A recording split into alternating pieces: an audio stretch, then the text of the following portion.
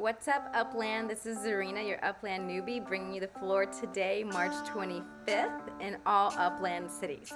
So let's go ahead and take a look. I'm going to go ahead and get myself out of this view and show you what's happening.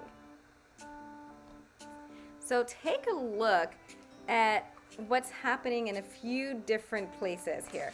I'm going to go ahead and point out some things, and then I'll move it up so you can see Bakersfield. But one thing I want to make sure that you can kind of maybe have taken note of is LA hasn't really moved for a couple days now. So I haven't checked on how many properties there have been to mint at that price range and those, those minting prices.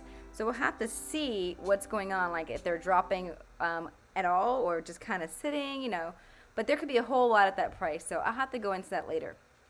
But one other thing is San Francisco is continuing. Well, I have lots of other things. So not one other thing, but here's another thing. San Francisco is going up, looking pretty good on the UPX side.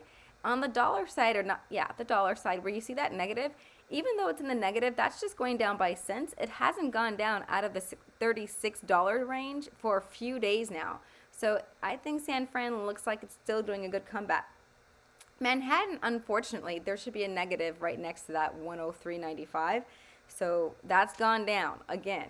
And I just don't get it. To me, it's unreasonable for people to be pricing their properties in Manhattan so low, especially considering what the UPX side looks like, and considering that Manhattan has been designated as a tier 1 treasure hunting city.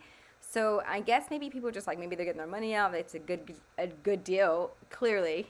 So if you haven't grabbed in Manhattan and those dollar prices, you still should. It's not financial advice. It's just my own opinion, but I advise it. All right, so looking at other places, Fresno, it has only one property actually that's at that price, and then after that, it's gonna jump up to about $7.77 at the dollar range. So you could probably, unless some more people, post their properties for sale and keep it at this low, you'll see it jump up a few, like 40 cents or so. Brooklyn actually only has one more property at $8.40, and then it jumps up to $9.34. So the people who are selling after this person who currently has the floor, it jumps up into the $9.30 range. So maybe that'll be a good jump. Maybe it'll stay there, and for sellers. But maybe some other sellers might actually go in there and take the floor and keep it in the $8 range. We'll see what happens.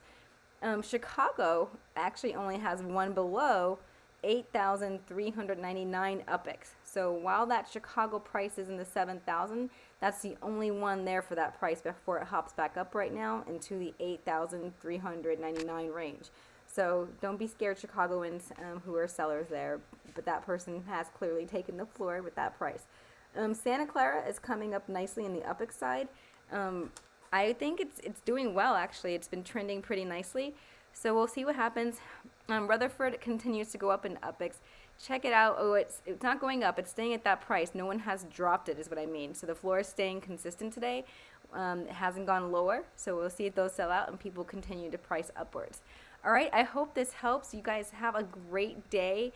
Happy hunting in Upland, and I will see you in the metaverse.